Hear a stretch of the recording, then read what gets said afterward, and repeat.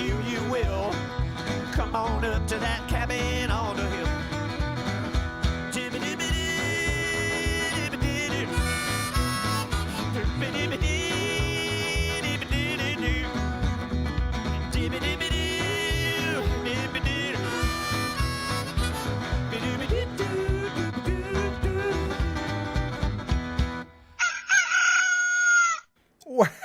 Wow, we got a little rooster in the house, fellas. Listen, hang on. There we go. I know we're a little late today. I apologize. Here's what happened. Really shouldn't matter. I mean, I should have, I forgot I had a doctor's appointment, so I had to go do that. Come on now. You want me healthy, don't you? Welcome to Good Morning Gamers. I understand it's the afternoon, but we still have a lot to talk about. Let me swallow this gum, and we'll get going.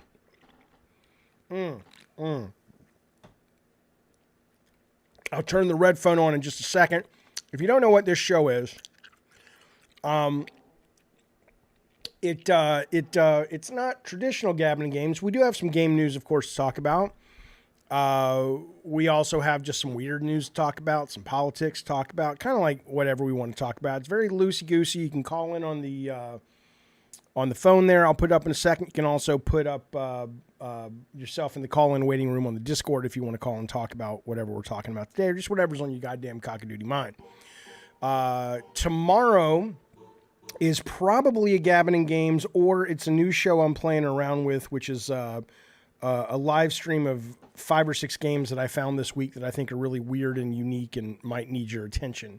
I'm not sure which one of those I'm going to do, but I'll be streaming something tomorrow, so stay tuned, but I'll let you know on the Twitter and on the Discord and whatnot. Drive-By Joe drops the first super chat of the day, of the morning, I should say. Wink. Here's what he says. Thank you for that, buddy. He says, credit card reported stolen as of 3:13 Eastern today. Okay, well, that's bad. The good news is, if it was reported stolen, then you can go, you can go fix it. You cancel it and get a new one sent to you. I understand. But that is a pain in the ass, because whenever you have to reset your number or whatever, you very quickly remember how much goddamn stuff that you have put on that credit card on the internet. And then it's like, oh, fuck. I mean, this has been the year so far of just being incredibly frustrated by everything from re-entering credit card numbers to two-factor authentication. I understand the need for it, but you know what? It's starting to get to the point that I don't think the benefits outweigh the risks, or the risk outweigh the benefits, but it's getting to that point where it's like, Jesus Christ, man. You make it really hard to give you guys money. You make it really hard to be part of your community financially, because all the hoops I got to jump through just to fucking log on. It's like, you guys need a better solution. But I guess they're like, well, fuck you, man. We'll get a better solution when, the customer walks away. And so far, we haven't walked away yet. I get it. It still sucks, though. PK99 has used his credit card and said, I'm going to be a member of the Diet Soda Soldiers. PK99, that's a hell of a handsome dog you got there in your avatar, buddy. I sure do appreciate it. Let me give you this. This is for you. That's a huge bitch. You goddamn right, PK99. It's good to see you, buddy. Did you guys know, PK, did you know today, speaking of 99, speaking of 9, see what I did there? I totally took your name and... did you guys know that today's the 9th anniversary of Kind of Funny? It was 9 years ago. Greg Miller, Colin Moriarty, Tim Geddes, and Nick somebody struck out on their own to parts unknown and founded Kind of Funny, one of the first and still pretty goddamn successful video game journalist fan-funded situations. Which I got shit for this, man. I got shit for this when I was in game development, and I remember people were complaining about the quality of games journalism. I said, here's what we should do, fellas, because this is right after Tim Schafer really showed the value of fan funding with his Kickstarter for whatever that where you had the two protagonists. I forget what the game was called, but he funded that over $1 million through Kickstarter.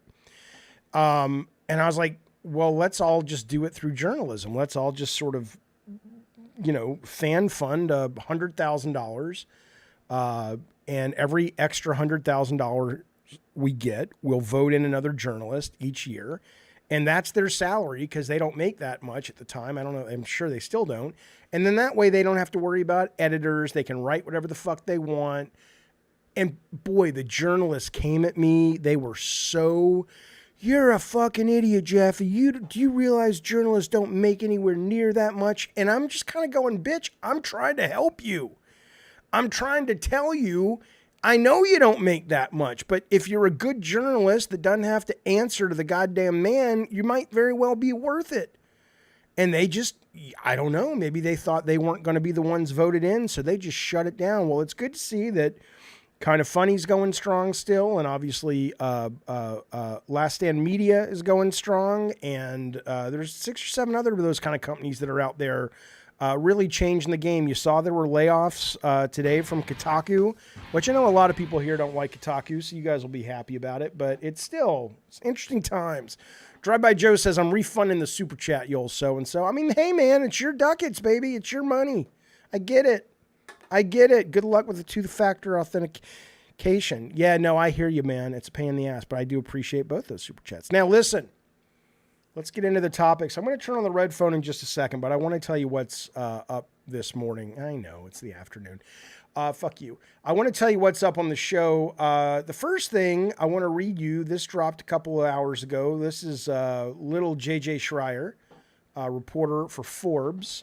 J. Jonah Schreier is what I'm going to start calling him. Little J. Jonah Schreier is what I'm going to start calling him. He says, here are my 5 big predictions for 2024. Now, whatever you think of Schreier, and I don't think much of him, he clearly is, though, a guy who has his ear to the train track. He has a lot of sources. So I would absolutely take these with more than a grain of salt, at least some of them. Here's what he thinks is going to be happening in the game world in 2024, according to him. Switch 2 will have an unexpected twist. He says, I think it'll come with some strange quirk, be it unpleasant, charging fees for backwards compatibility with Switch games, or just plain weird.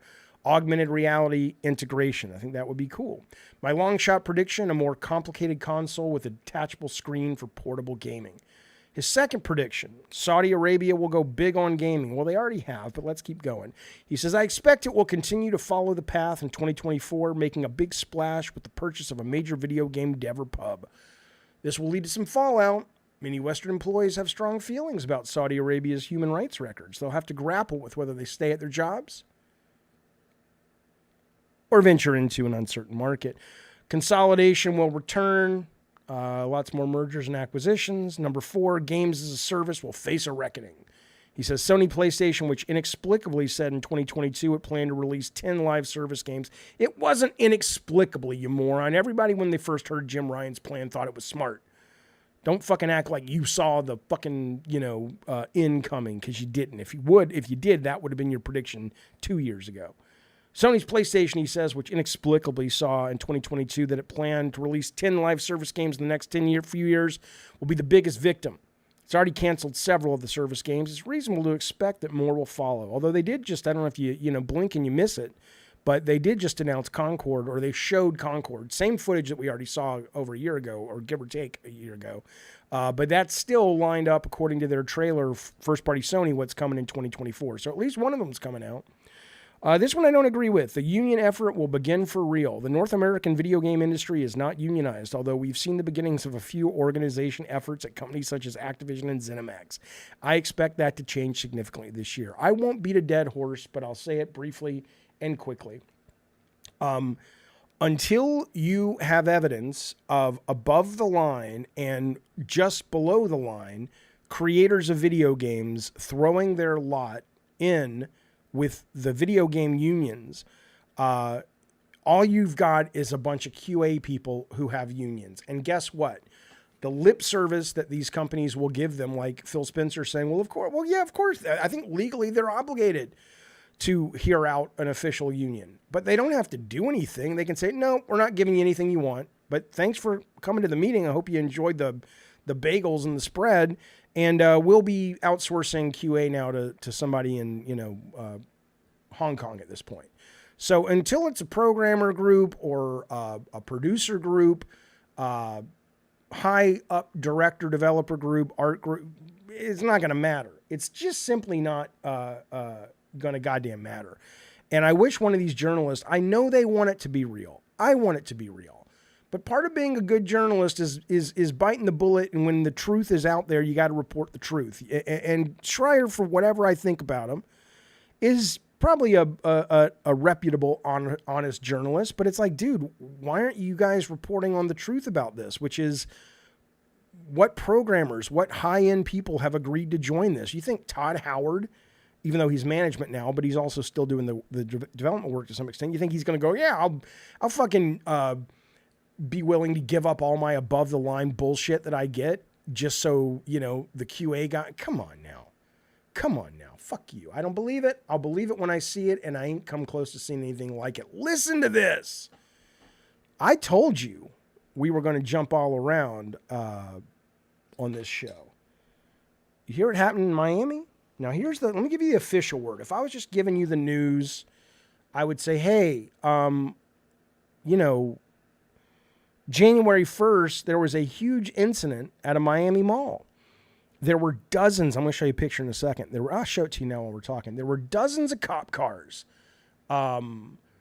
Witnesses were saying, at first it was like, there's kids fighting in the mall.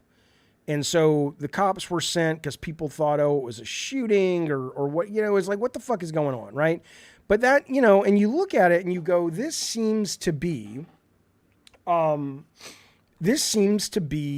if it's just some kids fighting in a mall, if it's a shooting, I get it. But this seems to be a pretty extreme response to some kids fighting. Look at how many cop cars showed up for this thing.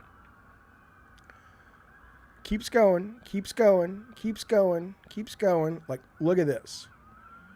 Right now, Darth Nugget says, now I hadn't heard this. He says, apparently power was cut to thousands. Airspace was shut down. Kind of weird for a fight at the mall. Or reports of a shooter. Right. Maybe a shooter. Maybe. I don't know what the protocol is. Like, you don't want anybody flying over and getting a stray bullet into the fuselage. I don't fucking know. But the internet, God love them, have said, we've spotted something else. And this sounds similar, if you remember the story of what happened in Vegas last year, like less than 12 months ago, where that family in the back was saying that there was some alien in the backyard. Remember this? And there was some rough footage. They couldn't quite make it out. Well, anyway, this guy and a couple other people are saying that's not what happened. This is a guy named Matty French of Connecticut Frenches. He says, I zoomed in on one of the TikTok videos about the Miami Mall creature so you can see the gray creature walking. So people are saying this was an alien. People are being forced to be quiet about it. They're being disappeared because they're talking about it. And there was one of those 8 to 10 foot aliens. Now I'm going to show you. Yeah, Brett Moore says the cops, they were up to 5 stars. I know that reference. So let me show you this. It's kind of hard to see, of course. Why would it not be? But there he is right there. If that's real, and somebody would have to go look at the original footage I just showed, because this is zoomed in. I don't know where in that footage this is taken from. But according to this and a number of internet sources, there's footage of these things, and this is what was causing it. These 8 to 11, it's kind of weird. It's always hard to see, says Zeke. Oh, I know. And it doesn't help that the guy who posted this, Matt French, it says Matt French Art. So maybe he just went in and doctored it up. But again, if anybody's willing, and I'm sure somebody already has, I wonder what the timestamp is of this video, which has the alien, and can you actually see it here, or if he doctored it up? Well, I know Left Control Gaming, you're saying it's doctored, but there's a really easy way to tell, but I just don't know where in the footage. It's a 2-minute clip, right? So, maybe it's here. Maybe it's here. Let's see where he sees it. Let's just look real quick, then we'll move on with some other news. So it's basically when you're seeing those two little arcs, and there's not a lot of people there except one person. So let's see. There are the arcs. I mean, you got to get really in close, don't you? Let me see if I can see. It was right over here. It's right over here. I don't know. Let me know if you guys can see it in the actual footage. He's going to turn the camera to the left in a second. At least I think he is. Where's the mall security footage? I don't know. I'm not saying it's real. It might be real. Probably isn't, but who the fuck knows with all the shit going on? Oh, I was going to show you guys. We're going to get back to video games, but I got to show you guys this clip real quick. Speaking of aliens. Okay, so Bob Lazar, and you can take or leave Bob Lazar. I get it. He's not... some people think that he's been proven out, and other people think he's a total shyster. But whatever you think of him, I just saw this clip the other day where he was being interviewed, and this is what he said. This was fascinating, even if it's not real. It's goddamn clever. It's good science fiction if it's not fucking real. Let me show you where he says this. I didn't have it queued up because I kind of forgot I was going to show you this. I'm so sorry. It's been a day, fellas. It's been a goddamn cockadoodie day. Here we go. Bob Lazar religion. Okay. I'm going to show you this. This is on TikTok. Here it is. Okay, look at this. Listen to this. This is crazy. Bob Lazar on human. Okay, this is Bob Lazar. I'm going to turn it down a little bit. I know it's kind of loud. I apologize. Somebody was interviewing him, and here's what he said.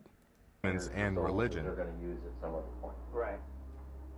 And that they had something to do with different prophets and biblical figures. Yeah. What? Well, supposedly Jesus and two other beings were genetically engineered. They were implanted in people on Earth in biblical times, and their births were closely monitored. Now, just some little connections to that my wife had brought up were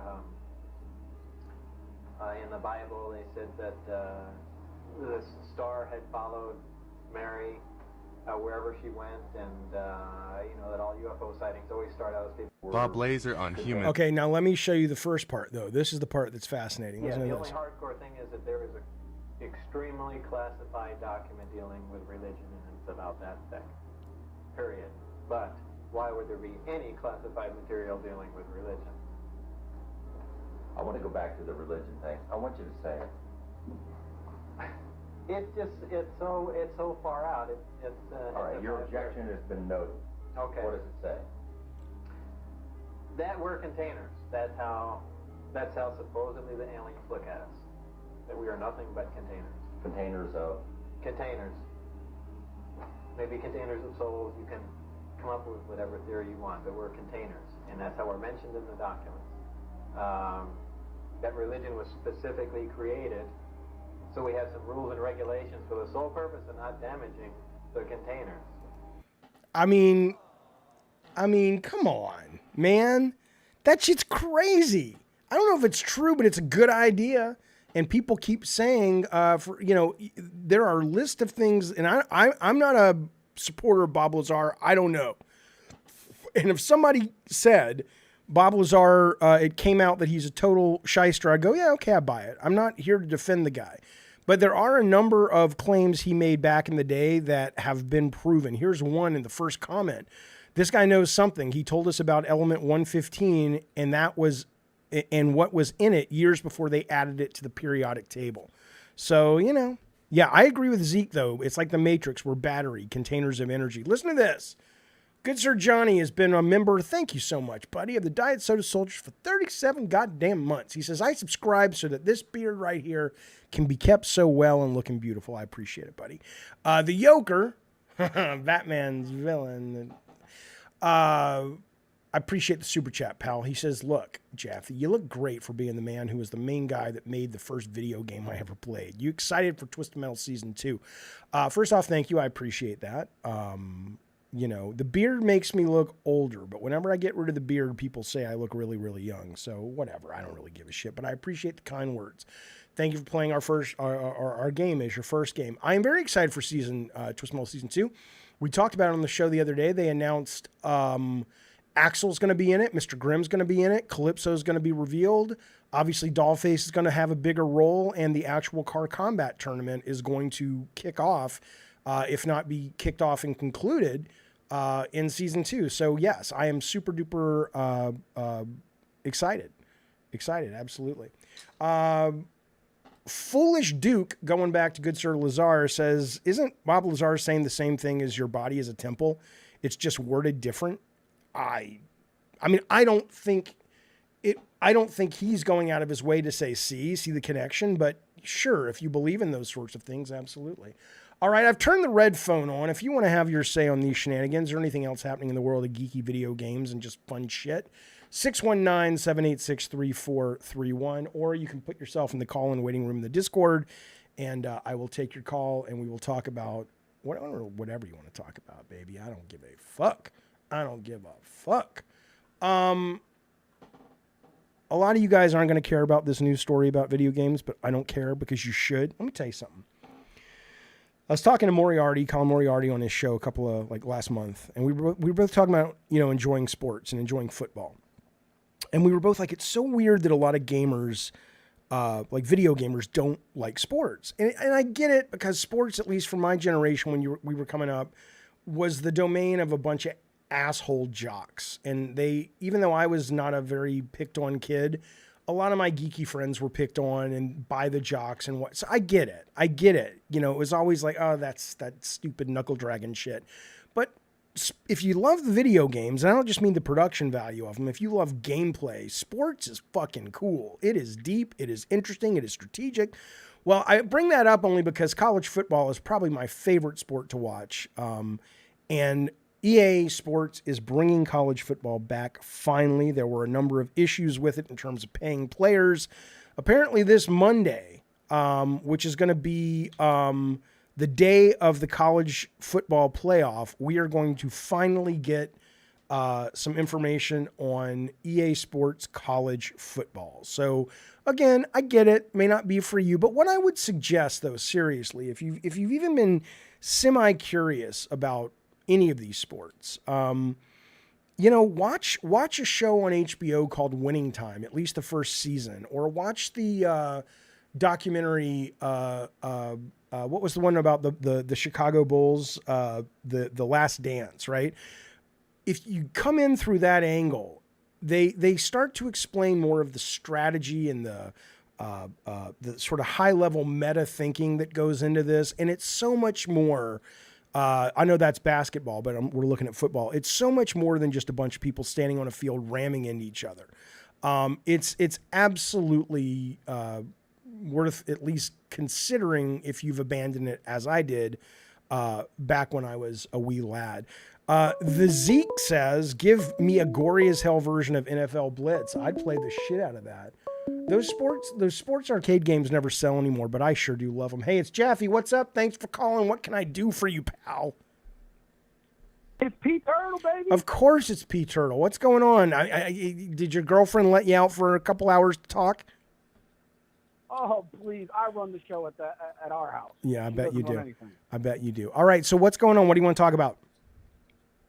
Yo, I just wanted to call in. That guy, the porn guy, ended up getting scared and quitting out. He didn't quit. He had to work today. He actually has a real job. So what? He had to go watch people have sex and write about it? He's a goddamn journalist. Leave him the fuck alone. Mutimo will call in. I wanted to know how he got into that business. How do you get into the business? Here's what I will do, because I have enough people saying we would like P Turtle on the show at times, and I keep saying to you, if we can have a pure topic that I can go, this is the topic. It's not just going to be you calling in telling everybody how awful anybody who doesn't vote for Trump is. Or women, right? Yeah. Fine. Did you see Trump was vindicated in the Epstein files? Let me finish first. I can set up a deal where you and Mutant Mo call in and we can interview Mutant Mo, because a lot of people are interested in his background, how he got started, what does he actually do in the debaucherous lifestyle, whatever. And you obviously take issue and think it's going against the Jesus. So I will set that up. Not just the Jesus, it's destroying children. But go ahead. Okay, well, we'll have that conversation when he calls in. Talk to me about what happened with Trump. So in the documents that got released, I guess one of the code words for having sex was massage. So whoever Epstein told to massage meant like go have sex with those guys. Okay. And in one of the files that got released, one of the girls were asked if they gave Trump a massage, Okay. and she said Trump turned it down every time. Well, maybe it was just that girl. I mean, I also saw stuff that said that. I'm not saying. Look, I would prefer him not to be a pedophile. That would be great. I would prefer all of them not to be pedophiles. I would prefer Stephen Hawking not to be. I would prefer David Copperfield, Bill Clinton. But if any of them did it, Bill Clinton is the worst. Well, again, if any of them did it, they should be thrown into jail. And removed from society, and we should also continue, or at least begin in earnest, trying to figure out why this is going on so frequently, because it's really just insanely unacceptable that we are so terrified of even saying the word pedophile, because everyone's going to think, oh my God, he said the word pedophile, that we can't even really spend money to research why our children are getting harmed generation after generation after generation. What is causing this? That is worth talking about. But hang on. So it doesn't matter to me who is on the list. If they did it, they need to get their asses thrown into jail. And the other thing I'll say, though, is that Trump and Epstein, in that same list of documents that came out, were apparently, there was a story about both of them being accused of raping a 12 and 13-year-old. And then they settled the case, or she dropped the case because they were threatening her family. I don't know which one to believe. Maybe it's all true. Maybe none of it's true. But it's all terrible regardless. I agree. About Stephen Hawking, I haven't heard anybody say this, but I want to just say, isn't it possible that maybe, because I don't know if you read that Epstein was supposedly doing this to blackmail a lot of these guys. Probably a lot of these guys didn't even know they were having sex with minors. And he also might have been a Mossad spy. I just want to say that. A what? He might have been a what? He might have been a what? A Mossad spy. A massage what? No, Mossad. It's like the CIA for Israel. Oh, Mossad. He may have been Mossad. Well, if he was Mossad, why? What would Israel? You mean Israel wanted to blackmail a bunch of wealthy and powerful people in the United States and all around the world? I mean, I've never heard that theory, but okay. Oh, it's in the documents. They literally talk about that. Okay, so Epstein. Okay, so your theory is Epstein was a Mossad agent, and when he was arrested, I'm saying that is a but that's the theory that you're hearing some people say, and that he was murdered because ultimately no one wanted him to spill the beans, right? That's one of the main ones. Okay. They've also said he might have been a CIA spy, but then again, a lot of people believe the CIA is basically Mossad these days. So who knows? Yeah, who knows? Who knows? But what I was going to say about Stephen Hawking is, isn't it possible that maybe he was there against his will? Like, maybe they just wheeled his ass in there, cut off his little voice box, and made him do some stuff. Had some people just sit on him. Sure, you could say it could have been the only way Clinton or Trump could have gotten hard is with the paraplegic that talks like a robot. And he's like, "Look, you want to blackmail me?" Says Bill Clinton. You get that crazy scientist out here, wheel him onto the dance floor, and then we'll talk. I'm with you, but I also, Well, I'm just saying, it's possible. Anything's possible. But let's just put it this way. I did hear he cheated on his wife with like his nurse. That guy got around. Oh yeah, I mean, I'm sure he, look, a lot of some of the people that you least assume will be highly sexualized are highly sexualized. I won't give the name, and I've talked about this briefly before, so I won't belabor it, but there's a guy in the industry that if I told you their name, when it was pointed out to me that this guy was a fucking sex rabbit, just constantly fucking like a goddamn rabbit in heat, I was like, that guy? That mild-mannered motherfucker, nerdy motherfucker, and it was the video game version of Stephen Hawking. Let's put it that way. And it's like, it was Neil Druckmann. It was Neil Druckmann. No, it wasn't Neil Druckmann. Neil Druckmann is frankly he's a good-looking dude, ex-military, rich, successful. Neil Druckmann, if somebody said he gets a lot of ladies, or men or whatever he's into. I think he's in the ladies. I don't think anybody would be surprised. This is somebody you go, that motherfucker? That motherfucker? I'm telling you right now, in a fight, I would flip Neil Druckmann to the ground. You wait, he's a guy. He's a he would not goddamn be able to go. ex-Israeli army member. What the fuck have you have done? The only thing you've served recently has been your underage girlfriend's vagina. That's what I would. Underage. She's not underage. She's so underage, Pete Turtle. You're dating a child. Can I say She's in something about geography that? class right now. I assure you she's underage. I'm going to let you go, buddy. Other people want to talk. You get the last word. Go. All right, cool. I'll talk to you. Yeah, see you, buddy. I was just going to say, all right, well, whatever. We'll talk about it another time. All right. See you, bud. There he goes off into the night. Zeke says a pay-per-view fight to see Pete Turtle get his ass handed to him. I'd watch that. I would totally fucking watch that. All right, let's move on. The red phone is open, though, if you want to call. Oh, you need a number, don't you? You can't memorize this shit. There you go. Let me take one more call, then we'll get to some news. Hey, it's Jaffe. What's going on? Hey. Hey. This is Stephen Hawkins, not Hawking. Yeah, I said his name wrong. Yeah, Hawking. Yeah, Hawking. that's awesome. Hawkins. That was great. I've gotten it my whole fucking life. Is Really, his like- wait? Who are you? What's your name? Stephen Hawkins. With And what is the guy HAWKINS. in The Scientist with the children's name? Hawking, HAWKING. Wait, you know we were talking about him and not you, right? Nobody thinks you're on a list. No, I know. I What's- just think it's.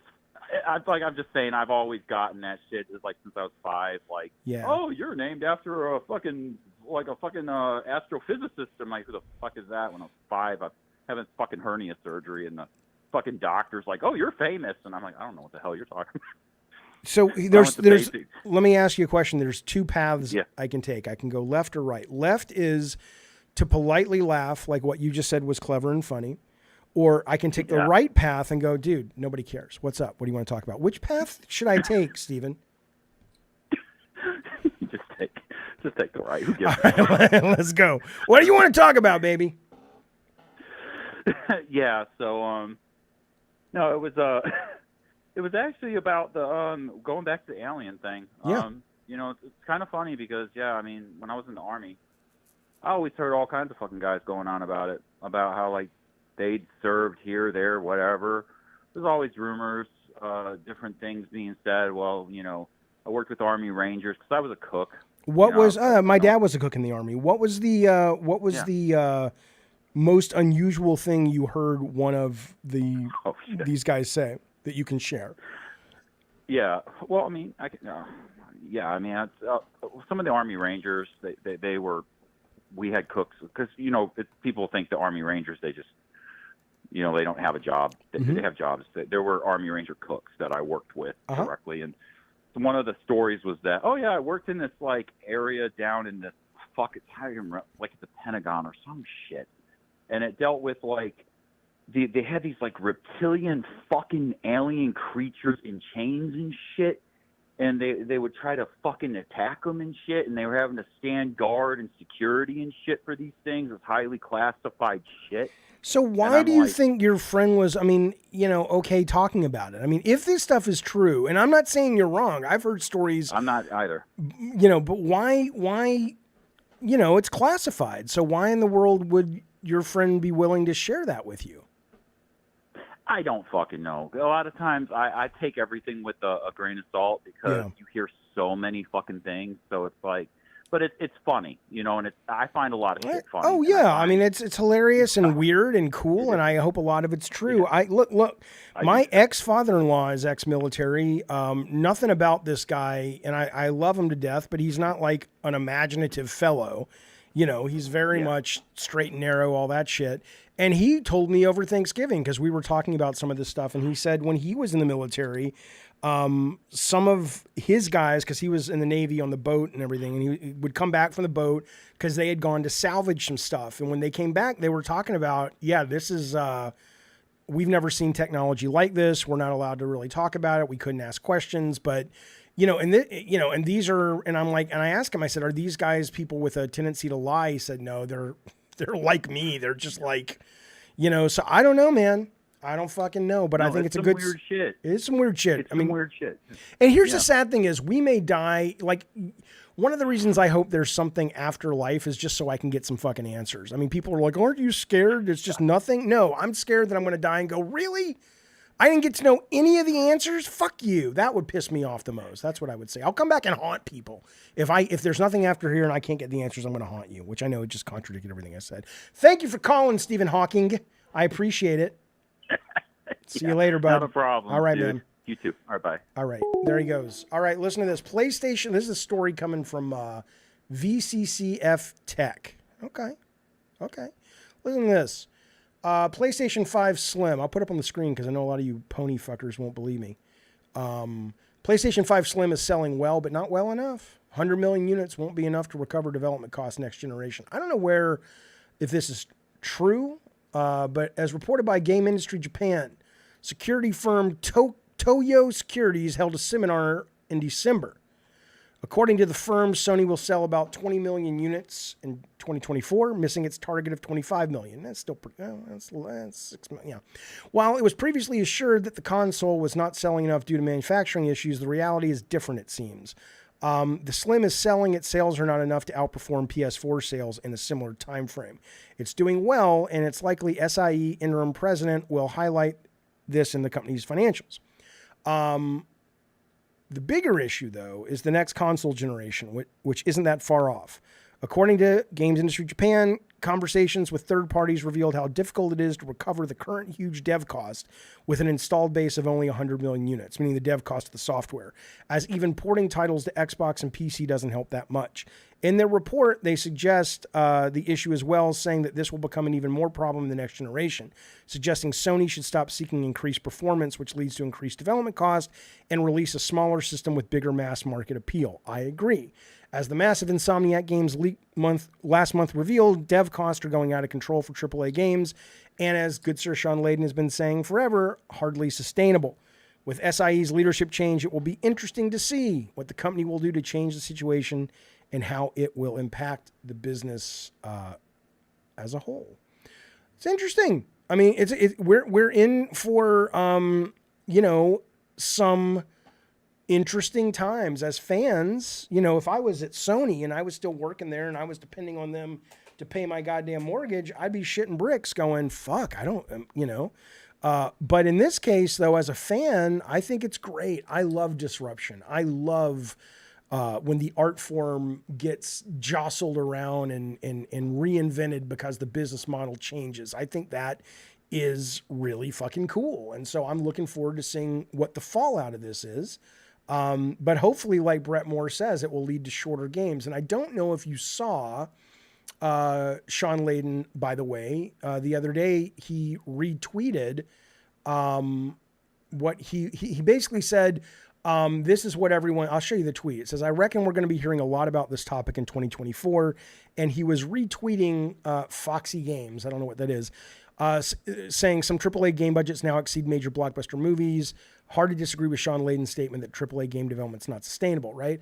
And then here are some of the tweets that Shawn Layden liked when people were responding to that. For what it's worth, Layden has liked, this is coming from Games Radar, several tweets in response to his tweet. One stating that not every game needs to be 20 to 50 hours long, and another simply saying that $300 million for Marvel Spider-Man 2 was not worth it.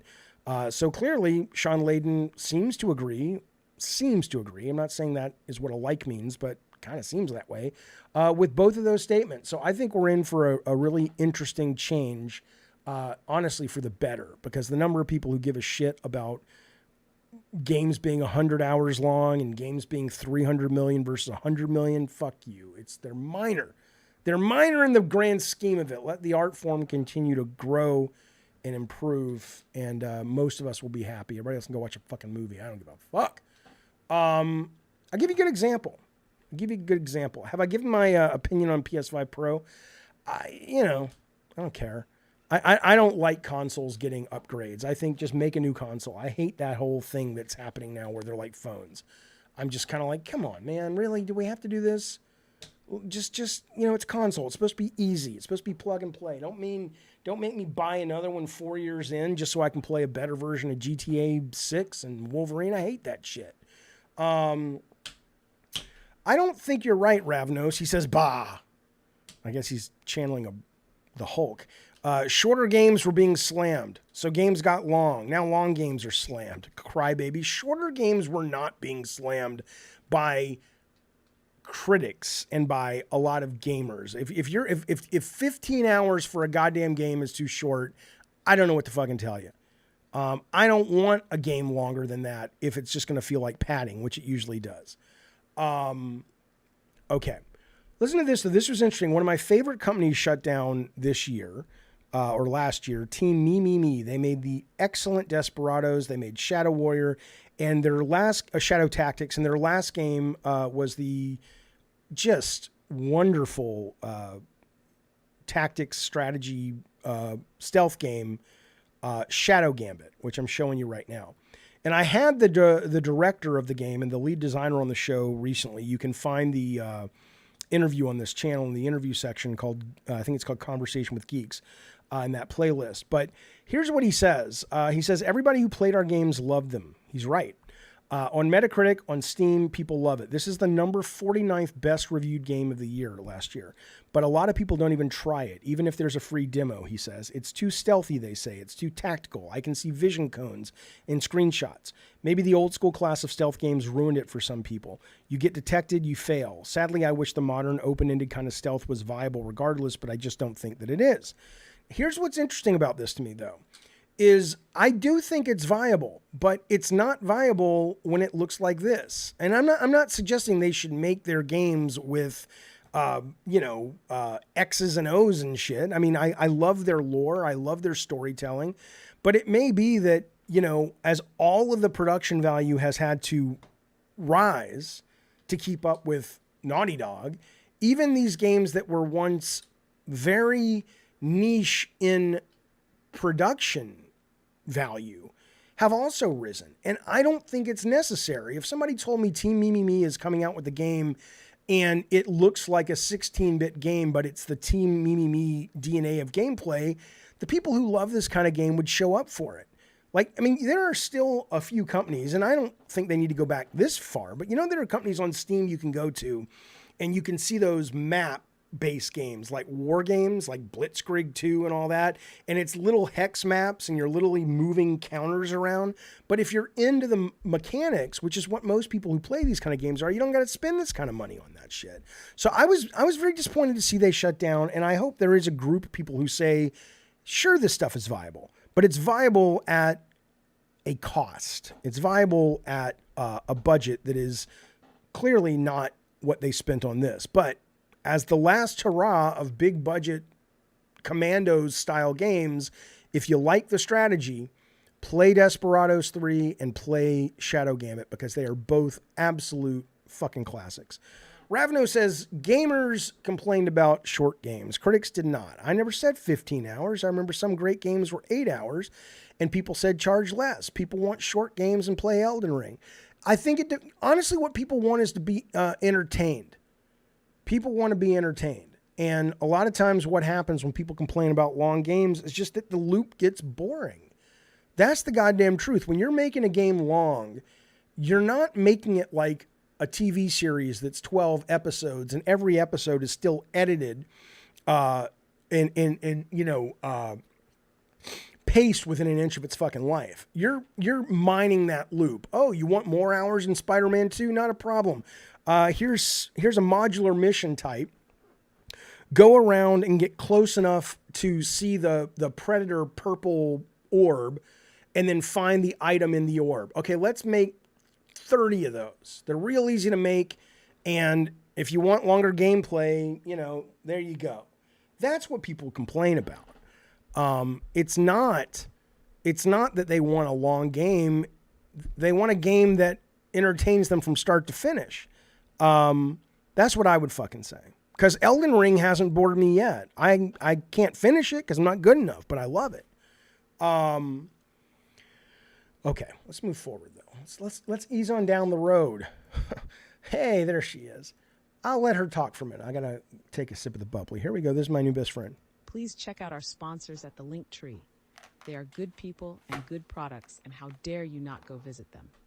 I am no longer moisty, but am mostly sad now. I love you. Gavin and the games for the win. Yeah, baby.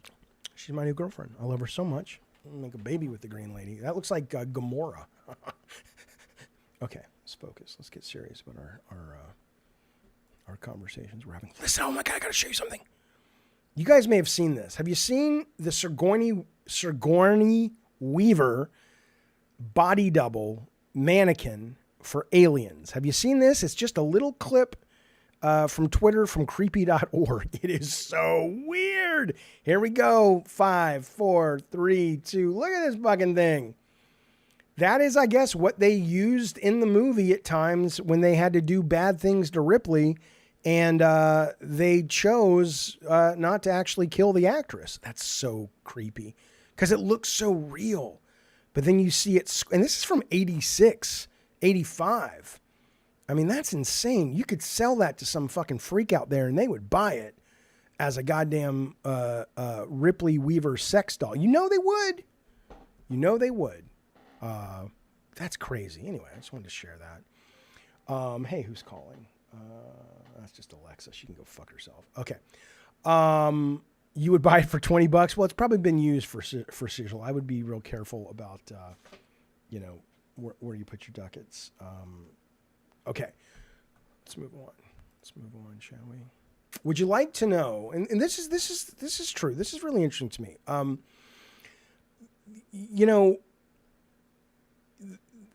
I think game awards are stupid, but here's what I don't think are stupid. If you really want to know what the best games are of the year, there's only really one thing you need. You don't need DICE, you don't need Keeley Show, you don't need IGN and then games, but you don't need any of that. You don't need me.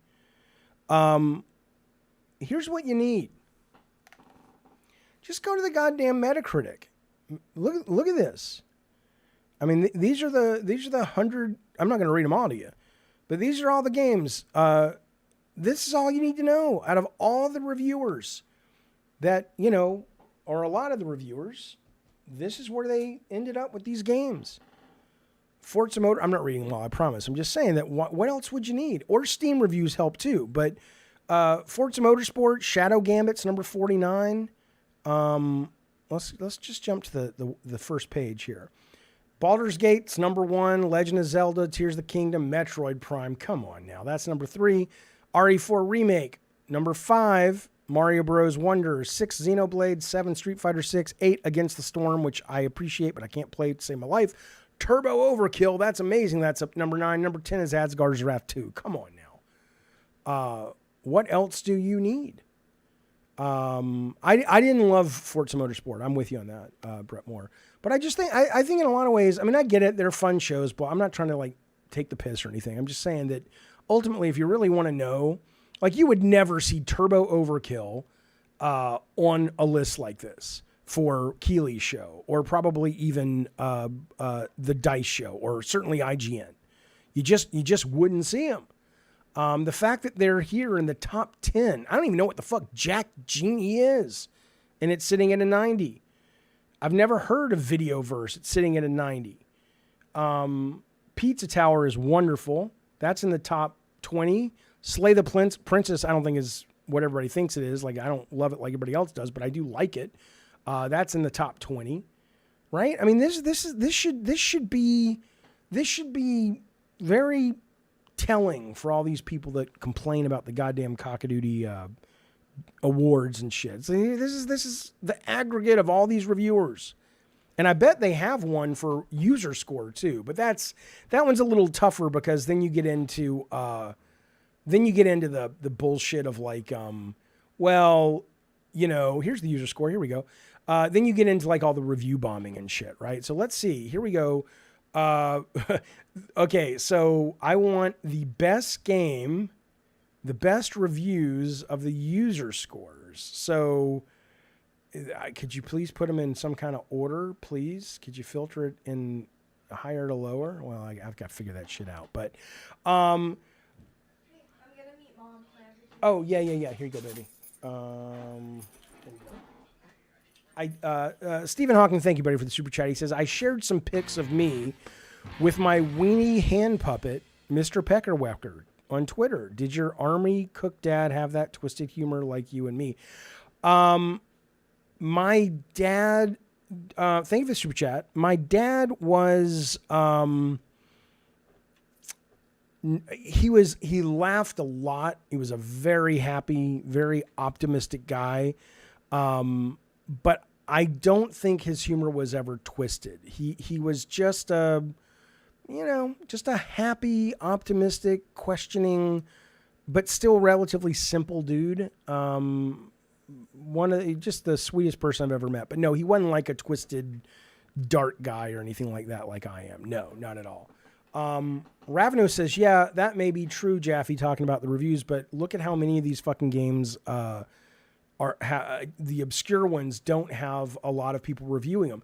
Yeah, but that has more to do with the fact that these bigger outlets that most people only pay attention to don't have the resources to review any. I mean, it's kind of a self-fulfilling prophecy. If you're going to the journalist for the reviews and for the awards, and most of these outlets only have enough journalists to cover only the big games, then you're only going to have the big games that get talked about come into the year.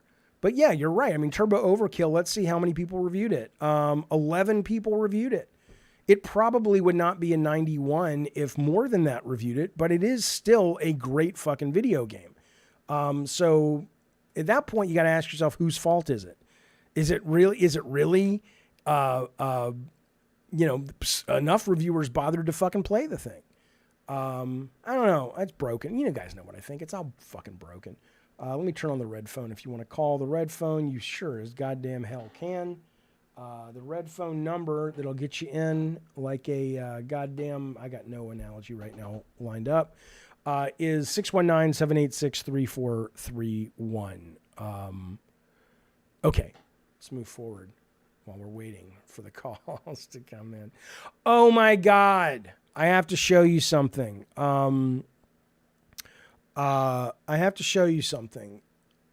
I don't want to get, I guess I do want to get political because I'm going to show you this. I just think this is batshit. And you guys, I know there's some, conservative types that watch the show, and that's fine, of course. But this is a 2-minute ad, and I'm sorry it's 2 minutes long. But I want to show it to you, and I want to talk about it on the flip side because I want to see what you think of this ad that was made and then Donald Trump retweeted it. This is not about trying to get you to vote one way or another. I want to share this with you, and I want you to tell me what kind of intelligence do you think an ad like this is aimed at? It's called God Made Trump. Here we go. And on June 14th, 1946, God looked down on his planned paradise and said, I need a caretaker, so God gave us Trump. God said, I need somebody willing to get up before dawn, fix this country, work all day, fight the Marxists, eat supper, then go to the Oval Office and stay past midnight at a meeting of the heads of state. So God made Trump. I need somebody with arms, strong enough to rustle the deep state, and yet gentle enough to deliver his own grandchild. Somebody to ruffle the feathers, tame cantankerous World Economic Forum, come home hungry, have to wait until the First Lady is done with lunch with friends, then tell the ladies to be sure and come back real soon, and mean it. So God gave us Trump. I need somebody who can shape an axe, but wield a sword, who had the courage to step foot in North Korea, who can make money from the tar of the sand, turn liquid to gold, who understands the difference between tariffs and inflation, will finish his 40-hour week by Tuesday noon, but then put in another 72 hours. So God made Trump. God had to have somebody willing to go into the den of vipers, call out the fake news for their tongues as sharp as a serpent's. The poison of vipers is on their lips, and yet stop. So God made Trump. God said, I need somebody who will be strong and courageous, who will not be afraid or terrified of the wolves when they attack, a man who cares for the flock, a shepherd to mankind who won't ever leave nor forsake them. I need the most diligent worker to follow the path and remain strong in faith and know the belief of God and country. Somebody who's willing to drill, bring back manufacturing and American jobs, farm the lands, secure our borders, build our military, fight the system all day, and finish a hard week's work by attending church on Sunday. And then his oldest son turns and says, Dad, let's make America great again. Dad, let's build back a country to be the envy of the world again.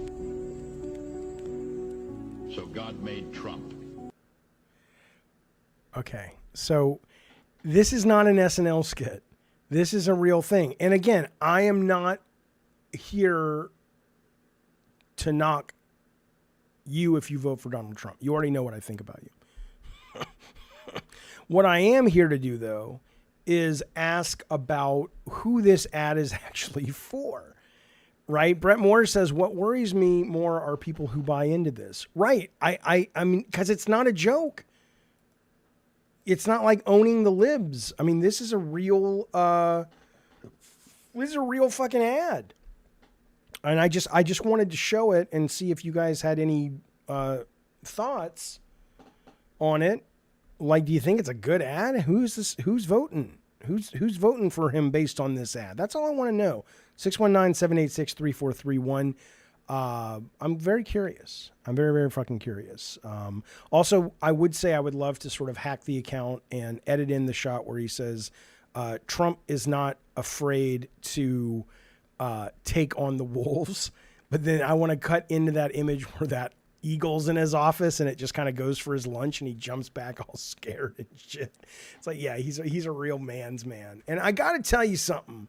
You guys have to have followed the trending about how bad Trump smells. This is like a thing. People are talking about he's just a really stinky human. And people are like, I was watching an interview today and people were like, it's weird how long it's taken people to talk about this, but he's really one of the most foul-smelling people that these reporters said they've ever been around. So it's weird. But I don't know. It is what it is. You want to go vote for Trump, go vote for Trump. Obviously, you don't need my goddamn permission, but, you know. And I like how Melania is like, oh, yeah, he's sending the ladies home so he can have some quiet time with Melania. Who the fuck really thinks him and Melania are intimate? Come on now. Don't be a goddamn maroon. Don't be a goddamn maroon. I mean, I don't care if they are or not. That doesn't mean anything. But the fact of the matter is that please don't try to sell me that Melania and Trump are like out there, you know, really in love and in lust with each other. That's a horse shit. Horse shit. All right, let's move on. I'm not all politics. Come on, guys, you know that. I don't just talk about politics. We talk about lots of things, you know. Melania is a text order mail. I mean, she, you know, mail order bride, you know. I know. Listen to this. Let's change topics for a moment. If you want to call in and talk about anything or the Trump stuff, you can. But in the meantime, and I'm not going to show you this live. I'm just going to show you still because there's music in it that'll get me demonetized or whatever. Christopher Nolan does Peloton. You know what Peloton is. It's the bicycle, the spinning class, but you have the bike in your home and you call in and it's like a live stream all over the world, but it's one instructor in the Peloton HQ or wherever they are. So Christopher Nolan says his Peloton instructor slammed one of his films during a class. She didn't know he's in the class, of course. There's all these fucking people. And but here's the clip if you want to see it. I'll put it in the chat. You can go look at it. But she's basically saying Tenet's an absolute terrible movie, piece of shit, waste of time. And he's like spinning and working out and going, what the fuck? Hey, it's Jaffe. What's going on? Hello. Hey, what's up? My name is Steve. Your name is Steve. Hello, Steve. How are you? Hey, what's up? I was just calling to ask you, I don't care about all that Trump shit. Everybody sees him as a god. But I was asking about, what do you think about Dishonored? Dishonored? Is that what you said? The what? I can't. The game Dishonored. Oh, you mean the Arcane Studios game? Of course. Yep, oh, okay. I was just. It's such a tangent. Okay. I'm sorry. My phone breaks up a lot. That's all right. No worries. Honestly, that's one of those games that goes into the category of I respect it a great deal. I respect what it's doing, but for whatever reason, it never got its hooks in me. Like I know people love it, and maybe I need to give it another try because there's nothing about it. It's my favorite game of all time. Yeah, maybe I'll give it another try because I've heard so many good things about it. You know how it is. Sometimes you play a game and you're just not in the right headspace for that game. No, it's true. It happens to me all the time. Yeah. Yeah. So but I should give it another try because people say the second one is really, really good as well. And so I got to the part, I'm trying to think, like, I'm this guy, I'm on this boat, and I go into this base, and I come up, and there's like a guy painting some queen, and there's like a bar. Yeah. Right? I mean, yeah. Yeah. So that I kind of played that, and then I went into this bar, and then I just kind of moved on, and I don't know why it didn't grab me, but I'll definitely go back and play it because I've heard too many good things about it. It will be try again. Yeah. I'll give it. I see what you're saying though. Sometimes you're just not in the mood for a certain type of game. Absolutely correct. All right. All right. Well, thanks for the call, buddy. I appreciate it. Jaffe. Anytime, buddy. Call back. Thank you. All right. Bye. All right. Well, I will definitely give that game a play and see. Ravno says I couldn't get into it either. It just kind of bored me with all the superpowers. You know, but again, I've heard so many good things that I think I will give it another shot. Why not? Because I've heard really good stuff about that game. Okay. What else we got lined up? Boys and girls? Boys and girls. Okay. The other day, I was kind of laying into collector mentality. And I just want to be clear. I do think, because people were like, nothing's wrong with collecting. And I want to show you something, because we've had a lot of bad news today, in the show, talking about the Sony stuff and the Shawn Layden stuff. And so I want to show you some good stuff. But I'm torn on the collecting stuff, because I do think there is, let me just show you this picture. Okay. This is a picture of somebody's physical media collection. And I have two responses to it. Okay. The first one, here it is. I'll put it up on the show right now. Here's my first response. This is so fucking cool, right? That's my first response. If you're not watching and you're listening, it's a guy that's got what look to be custom-made bookshelves for all of his Blu-rays. It goes to the ceiling, so he's got like a sliding ladder so he can climb up and get the DVDs and Blu-rays that are up there. If you look at the shelves, it's just delightful mass consumption entertainment. There's like Spider-Man, The Simpsons, Hulk Hogan, Mel Brooks, Batman, 21 and 22 Jump Street dual disc set, so I appreciate it. I like it. I would love to be in this guy's home for a few hours and just peruse the shelves. So I do understand that part of the appeal, but I also then go, after you've spent all the money and after you've spent all the time, and everybody's gone home and everybody's patted you on the back for the amazing collection, what do you do, right? Do you just come into the room and just go and just look at I'm not mocking. I'm genuinely asking, but I also like it, right? I also look at this and go, that's really cool. I think that's really, really neat. So Stephen Hawking in the chat says, I've been collecting since 2000 when I was 15 and have all sorts of shit. I love the atmosphere. Okay, I get that. It's the atmosphere for real. It's a nostalgic as fuck thing, says Steven. So I could get that. And to be fair, I've started reading physical books again, where in the past I've been reading a lot of digital books. And what I'll say is the ones that I've really liked, I do want to keep. And I think maybe you're right. Maybe it's the nostalgia factor. But I look at some of these, you can't tell me this guy is genuinely nostalgic for License to Drive with the two Coreys. Yes, I can recognize the box from this far. I was a kid of the 80s. Or 21, 22 Jump Street. Okay, they're good, but they're not like I need that in my collection. I mean, again, it could be a certain, history with the guy that maybe that movie's important to him. But I don't know. I'm trying to understand it, and I don't quite understand it yet. But I do got to say though, I'm not a total anti, because I look at it and I go, this is pretty fucking cool. I look at Guillermo del Toro's Bleak House stuff and I go, this is pretty fucking cool. I'll show you one other happy image. I know not everybody plays Marvel Snap, but they should. And I know no one cares about the emotes that are coming in Marvel Snap, but they released this picture. I can't. I know I sound like an idiot. I sound like a fucking idiot, but I can't stop looking at this picture. I love the art. I love the game. These are all going to be unlockable emotes pretty soon. I love the style of the characters, and I have this now as my wallpaper, and I just look at it like 30 times a day. Isn't that weird? Does art ever do that to you, that you just kind of look at it and go, I just want to keep looking at it? It fires off little things in my brain pan that makes me feel good. I do like the art. Yes, I think the art's very cool. It's very appealing. I can see a judgment coming right now. Oh, Ravnos gave me a thumbs up. He says, you like that art? I thought he was going to insult me. Yeah, I love it. I love how kind of chunky it is, you know, and fun it is. It looks AI generated. Maybe. I don't fucking know. Oh my God. I can't spoil it, but I'm doing something with AI art right now. It's really fucking cool. Anyway, I wanted to show that. If you are into Marvel Snap, they just released their road plan for the next, couple of months. They're bringing some really cool shit. So that's all I'll say. I don't want to bore you about Marvel Snap. I know it's not everybody's cup of tea. But boy, it's good stuff if you like it. Okay.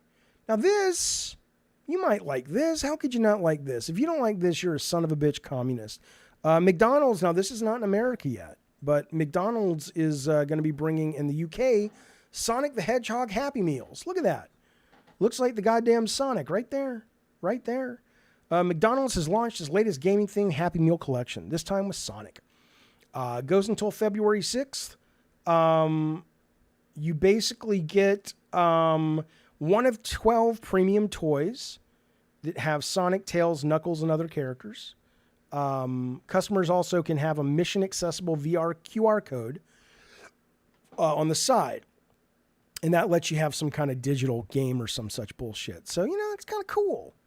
It's kind of cool. I dig that. Although these toys look pretty... I would love... Jay Styles says make that Jaffe clan as soon as possible on Snap. Oh, I will once they open it. Absolutely. But these toys look like cardboard and styrofoam. I want some fucking, plastic fucking toys. But anyway, if you're into that kind of stuff, I wanted to let you know, because I know some people are. Some people dig that. Okay, let's move on. Oh my God. See, I told you we're not just talking video games. I think this was so cool. It's terrible. This is a video that's called Insane Traps Used in Vietnam. Look at this one. They're just terrible. You step down on this thing. Well, watch this. Okay, so this, I guess, is just a spike pit. Look at this. You step on it, and it does this. Quonk. I mean, how? What the fuck? What the fuck? And then this is just a tripwire. I mean, I've seen those before. But I think for me, it's the one that collapses in on the foot and sends spikes through your leg. Look at this one. Look at this one. You're walking around, shoots you some kind of arrow. I don't know if it's a poison arrow. Watch this. Right through the heart. Well, he's still dancing. This is called a tiger trap. Look at this. You walk around, it drops on top of you, but there's spikes on it. Yeah, that guy's gone. Oh my God, this was real. This was a real fucking thing. These were traps that they used in Vietnam. Can you imagine? Can you imagine? Oh, come on. Terrible. Alex Jones just released a video game on Steam. Really? Well, let's go look at it. I'm curious. Alex Jones Steam video game. I did see the video game from that kid who shot those people and he got off when he shouldn't have. What's the dude's guy? What's his name? That kid who now says he's bankrupt. He released a video game and I bought it because I was curious. It's terrible. Is this the one? It came out. Okay, what is this? Oh my God, we have to get this. It's $20. It's $20. Still, we're gonna watch it. Let's watch. I think we can all agree that this new video game from Alex Jones looks fantastic. God, this is so well made. This is absolutely genius. I went online and bought it. played it, and it's fun as hell. That's crazy. I like his story that he went online and he bought it and he played it. I love that it was necessary for us to have it explained to us how the process of purchasing a game works. But let's keep going. This is awesome. Holy shit! I love it. The game is amazing. You can purchase the game right here on AlexJonesGame.com. AlexJonesGame.com. Just in time for Christmas, it's the Alex Jones video game. It's not in time for Christmas. It came out in yesterday. I can't believe how hilarious and fun this looks. I did not have sexual relations with that saxophone. I'm definitely going to play it. I'm going to buy it. Who's that guy? Oh, that's George Soros. It's definitely funny as hell. Defeat big tech cucks. Oh no, it's the quartering. No way. Oh, I destroyed him. I beat him. I thought you did computers, libtard. Is it too late for an entry into Jeff Keighley's Game Awards? I'm buying the game. Game of the year? Clearly. I mean, clearly. Wow. Okay. I mean, you know, but to be fair, I will say good. I like when video games are used this way. I like, even though I don't agree with the politics or the fantasies of Alex Jones, I think it's cool that games have gotten inexpensive enough to create that you can have more robust, not that this is some kind of Game of the Year contender. And again, I don't know if it's a good game or not. Like it could be the next Metal Slug at a gameplay level. It probably isn't. But it's cool that we can get more robust games that make political statements now. Yeah, it's not that funny, says Ravenous. Right. I mean, it's very on the nose. This is kind of this is the game version of, you know, Rob Schneider or Jim Brewer doing their comedy. It's like, let's just hit all the talking points that everyone already knows. But that said, though, it's cool. I mean, I like that it's out there. I like that, you know, okay, there's Epstein Island. I assume that's got to be Hillary. Babies in cages, that's Trump, baby. That ain't the Democrats. But there's a game called Alex Jones Warhammer. Jaffe, have you heard of the games Kanye West made back in the day? It was like Super Mario, but with sexual organs. No, I did hear him pitching his game about his mother. Kanye, do you remember that? I don't want to play it because I'm sure there's music on it I can't play, but it was like his mom had just died, and obviously he took it really hard, as you know, like I think harder than most take their parents' death. And I mean, it's just my experience. And he shows up and he pitches it, and everybody was like, I don't know what the fuck this is, Kanye. This is just a CG movie of your mother flying up to heaven. What do you do in this game, you know? But anyway, there you go. I kind of like to play this, but I don't want to drop $20 on something unless it's actually fun after the first couple of minutes. Like most of this is just like being silly. What the fuck are you talking about? Shut up. All right. But anyway, that's fun stuff. What else we got lined up, boys? Look at this. Yeah, I'd pay like $5 for it, Steven. I'm with you, but I ain't paying that much. AI can now predict crime before it happens, according to Wired magazine. This is actually from the summer, but I'm just seeing it now. Assistant professor, Department of Medicine in Chicago, used historical crime data available in the public domain to predict future events with distinct 1,000 square foot urban areas. The tech was demonstrated using data from 8 cities. We'll talk about how it went. This is a suspected spam caller, which you know I got to get it. Hello? Hello? Who's calling me at home at this hour? I'm not wearing a stitch of clothing. And that's why I'm calling. What's up? Who's this? Hey, this is Angel. How you doing, David? Oh, good. I'm doing great. What's going on with you? So, yeah, I wanted to ask you a question. Yep. Do you remember at any point in your time where people loved their politicians? Loved, you know, I mean, you've got the fandom of Obama or Clinton or Reagan. So there's always going to be that. But if you mean people on the whole, I think people have always been suspicious of politicians. But yeah. I think, though, what's happened now is it's, you know, and I'm not saying the Democrats haven't shat the bed too, because they have in a lot of ways.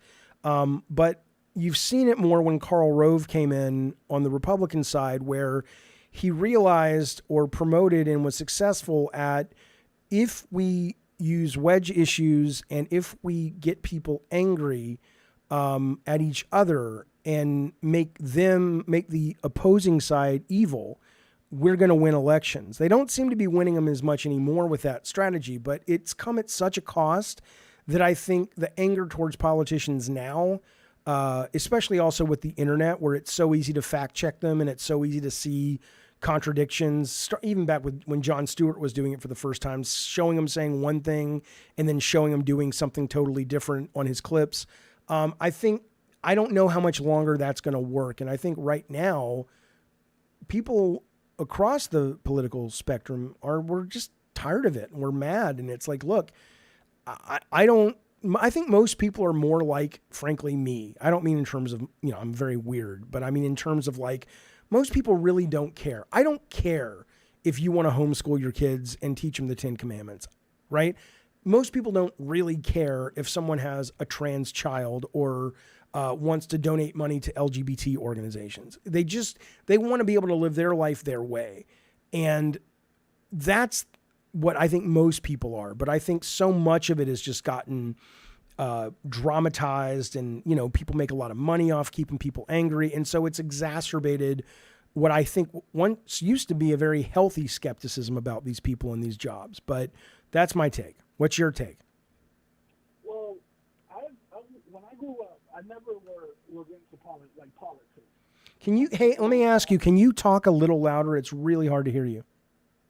Sorry, I'm in the bathroom talking. Can you hear me now? Nope. I can hear you, but if I have to let you go, it's just because the audience is telling me they can't understand you. But keep going. Okay. Can you hear me now? That's better. Yeah. Okay. So I only paid attention to politics once I got laid off during the George Bush Jr. Years. Yep. Because I wasn't paying attention. And then once I noticed the economy went to crap and we went to war with Iraq, I started paying attention to politics. Okay. Right.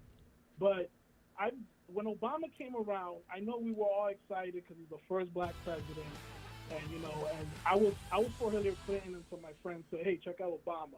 Then I was like, "Oh yeah, he got the right, he's saying the right things, the good things. I'm going to change everything and everything." But then I didn't vote for him the second term because he didn't change anything when he went in. He didn't really change none of the systems. But he did improve healthcare according to a lot of people. But anyway, keep going. Yeah, healthcare. But he continued the wars. He bailed out the banks. All that Republican stuff. Even the healthcare stuff was Republican, mind you. But my thing is, I never was like, I'm in love with Obama, or I'm in love with Bill Clinton, or I'm in love, And these people with Trump, they just say, I love Trump. And I'm like, you love Trump? Well, I think, okay, so I'll give you my take on that whole thing. Like, I think ultimately the problem lies in, again, I say this a lot, but I mean it very, very much, media literacy and the lack of media literacy in our schools. Because and that's probably one of the reasons Nikki Haley is getting some traction right now. I don't know what's going to happen with her, but she will stand up there and say, even though you may disagree like I do with a lot of what she's saying, she's like, well, of course I would like abortion to be federally illegal. But she's like, I can't promise you that. We don't have the votes for that. We will never get a 60-member Senate majority to approve of that. And that's the truth of politicking and compromise and diplomacy. But a lot of these politicians stand up, like I guess you're saying Obama did, and promise the world. And if you don't know to know they're full of shit and they're saying whatever they need to say, and they'll try to get as much of it. What they're really saying is, here's what I want to do. And they don't want to bore you, because I'm sure a lot of people would turn off and go watch something else if they go, but I don't know if I can do that because it means I have to have this many senators, this, all that shit. I think ultimately that's where that comes from. And I think the love of Trump comes from, you've got a lot of people in the country that have felt abandoned and haven't been represented and haven't been spoken for. And two, and I think what they love about Trump is someone finally, even though he's the last person on earth that would be their ally, he doesn't give a fuck about any of these people at all. He is using them to further his own personal gains. But regardless, though, he is speaking to their anger, and their correct anger, in my opinion, at being cast aside by the normal political machine. And it was it was very smart. And I think that's where that love comes from. It's not love of him as an individual. It's like, thank God somebody finally showed up and is talking to me and about me in a way, even though it's full of shit and a total lie, that at least sounds respectful, is what I would say. And I think some of it has to do with having the first black president broke a lot of people's brains. Too. That's another thing. That's a tragedy. The fact that we are still dealing with that is ridiculous. They think racism is over because Obama won. Oh, well, that's bullshit too. But I mean, I thought you meant it broke the racist brains. No, but I'm saying racism is back because Trump won. Because they were like, finally, let's get it back to white people. Because they didn't like Obama at first at all.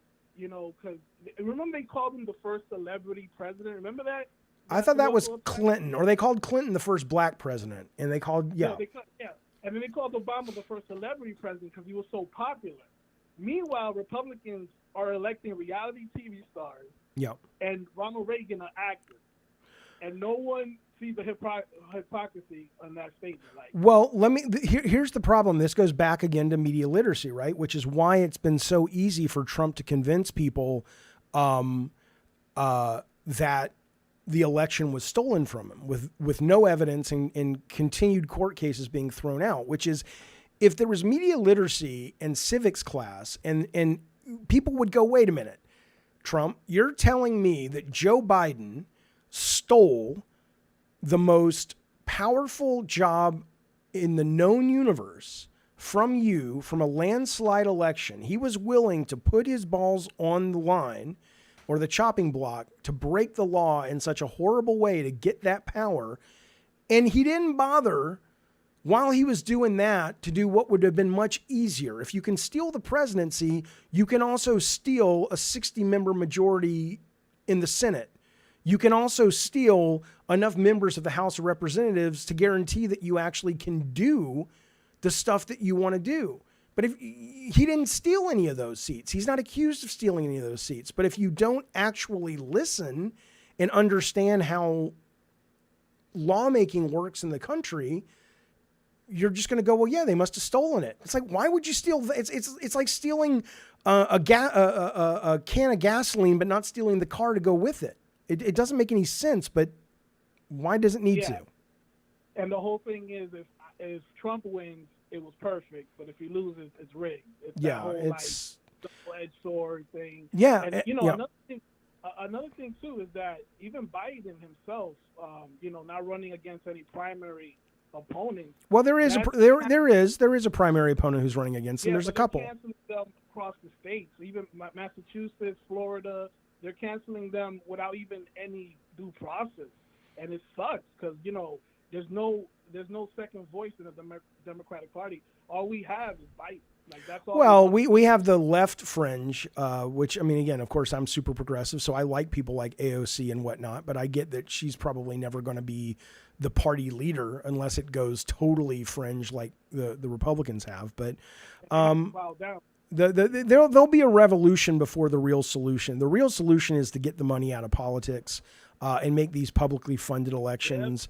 That's the only way it's going to be the America that we think it's supposed to be, but it's never been that way. And I think it'll take blood, unfortunately, which I really hope does not happen before that occurs. Because frankly, as much as I think a lot of the people on January 6th were and should be in jail, they're saying a lot of the same things people on my end are saying, which is, where's our representation? Where are the people that, are not corrupt, that actually want to do the job of a public servant? So it's a thought-provoking question. I appreciate the call, buddy. Thank you very much. No problem, John. All right, man. See you soon. You too. All right. So let's get back to, let me get this. Scott Woodford says, Happy New Year, sir. Keep being great. Become libertarian. I appreciate it, buddy. Been a member for 22 goddamn cock-a-doodie months. I appreciate it, man. Thank you so much. He also says he needs to call in to correct me on some things. Well, the phones are open. They should be. Hang on. Let me do this crime story first, and then we will. Brett Williams has overturned Citizens United. You can't because the court is just as corrupt, and it's put in place by people who are corrupt, and it's not. I don't, like I said, I don't know how you fix it short of just throwing the Monopoly board and tumping the table, but we'll see.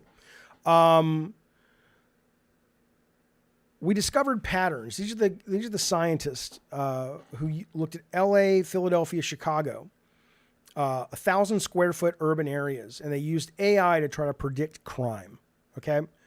We discovered patterns, they said, in event logs and apply these patterns to calculate risk of an event and future at specific locations. It's like if you see dark clouds, you conclude it's going to rain. Just here, the patterns, the dark clouds are much more subtle and harder to recognize and reason with. The team analyzed historical logs going back between 3 and 5 years. From there, predictive patterns were assembled into an AI model designed to predict future events. And here's our model learns event patterns. For example, predicting that within a 2-block radius around the intersection of 67th Street and Southwest Avenue, there is a high risk of a homicide a week from now. It does not indicate who is going to be the victim. Using this capability, the team can begin to understand how complex social systems respond, blah, blah, blah. But apparently it's been pretty accurate. This is not fringe. This was a paper covering the research is in the Journal of Nature Human Behavior. You can read it yourself. And look, I don't know if you guys have seen that show Devs, which is a fucking phenomenal show, but it's ultimately, given almost unlimited computing power, everything that you can feed into the computer can predict the future and can literally show you the past. Because you can, it's science fiction. It probably always will be. But if you had a computer that powerful, you could track back this moment to 5,000 years ago and keep tracking those moments back and then visualize what was happening. It's kind of crazy. All right. If you want to call in, 619-786-3431. The phone is open. Okay. What else we got lined up for today, boys? Boys and girls, children of all ages. I want to talk about video games for a second. I know certain people who watch this show want to make the video games. I respect that. If you go to gamedeveloper.com, here's the tweet for. I'll show you the link.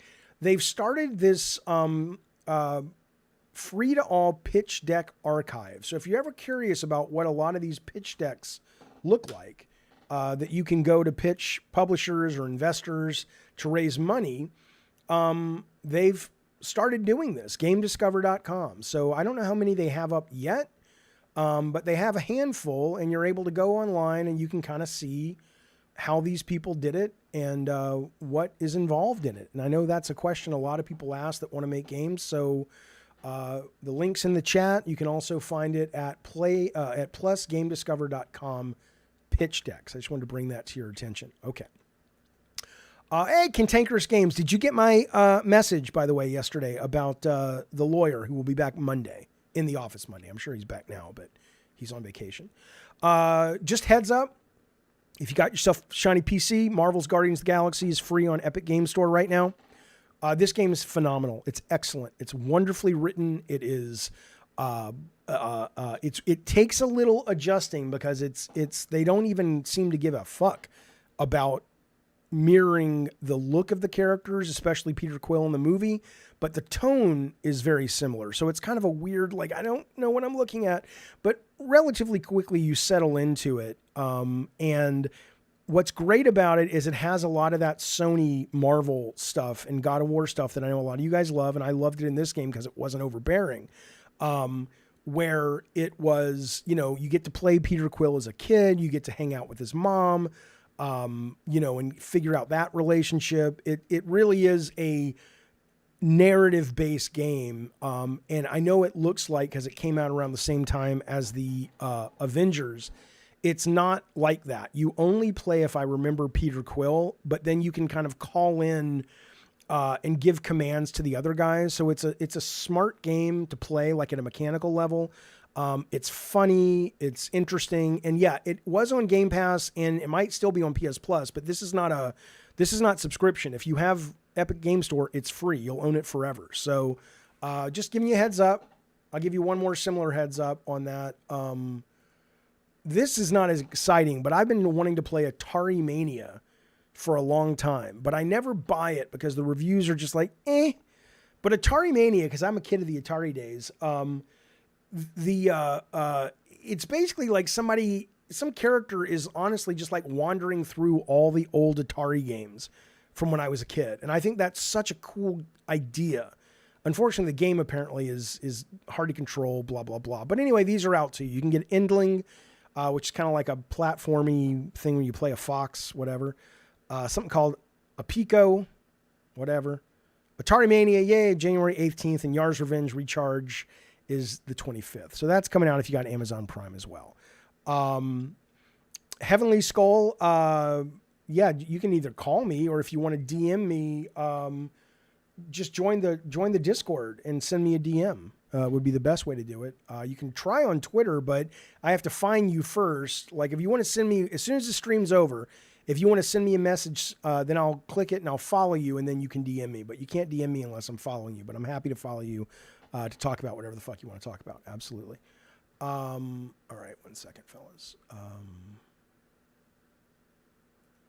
Where did that go?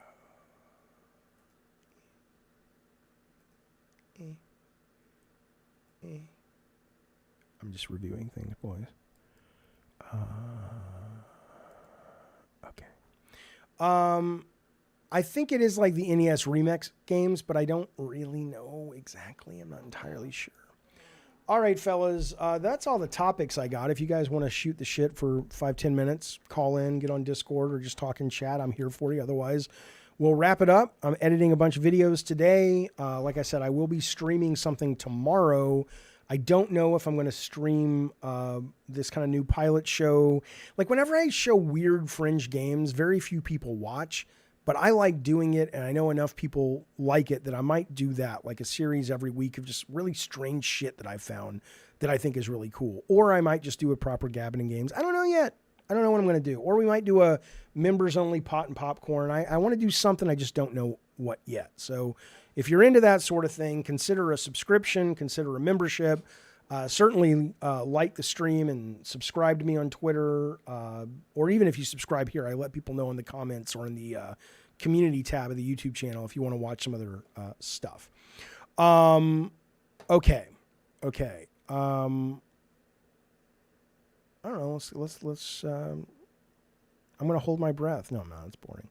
Watch along watching Ancient Aliens. The problem with that PK99 is I don't like, I love all that stuff, but I have to have a sense that it's believable enough that it could be true.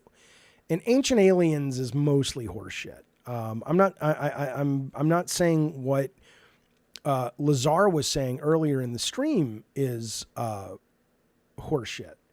I'm just saying that, you know, Chariots the Gods and all that stuff has been mostly debunked, and the stuff that hasn't been debunked, there's nothing really new to say. Like we've all seen the great cave art and old art, murals on Roman walls that show spaceships and shit like that could be spaceships, but there's been no real new evidence, but yeah, man, I mean, I love that stuff. If it's real, I saw, here's a tip, right? I saw Ravno says they edit people's interviews to fit the narrative. I saw today it was like a YouTube short or something. It was a mother and her son, and the son was just talking, and suddenly the son says, "Mom, grandma's here." And the grandma clearly had died. And she says this, that, and the other, and the mother's eyes just went like, oh my God. Because apparently it was a nickname the mother used for the daughter, but the kid, who was like 3, would have no way of knowing it. And so at first I was like, that's really neat. And then I was like, well, yeah, but there's background music. It's like the minute you add background music to sweeten up the effect you're trying to get is the minute I lose 95 respect for the fact that you may be actually showing me something valid. Because if you really have compelling footage, you don't need to add background music. Just fucking show me the footage. But that's, again, I don't mean to say I'm the smartest goddamn guy in the world. I'm certainly not. And I don't mean to say I'm the most media literate guy in the world. I'm certainly not. But even that, though, that would be a great half days or half public schools, junior high kids. Hey, let me show you these fucking clips. There's one thing in common. They're all about totally different things. Oh, they have background music, but they're saying they're real. Now, why would a clip put background music in? To get you to feel a certain way. I'm just saying, this is the shit kids need to know. It will protect them. It will protect the future generations. Bullshit. All right, fellas. Well, there we go. That has been, even though it was a late one, that has been Good Morning Gamers. I appreciate you hanging out and spending some time with your old Papa Jaffe. These shows run Monday, Wednesday, Friday. At least Mr. K says to me, he says, Jaffe, look, I like your morning show, but you got to do it at least for a goddamn month to make sure it's a good show. I'm like, all right. So we're going to do it for a month. I enjoy doing it. I hope you enjoy watching it. If you do, give a like, give a sub, all that good stuff. Buy a membership for your friends. But regardless, though, we'll be doing these for at least the next month, Monday, Wednesday, Friday in the morning. I know today was late. And then we'll be doing Gabbing Games Tuesday, Thursday, and sometimes Saturday at 5 o'clock. So in the meantime, be well, be safe. I will leave you with my brother-in-law's brother in his band, Sugarcane Jane, playing one of my favorite songs they do called Cabin on the Hill, which is what we open the show with. Be well, be safe. Here's the rooster to masturbate to. Ooh.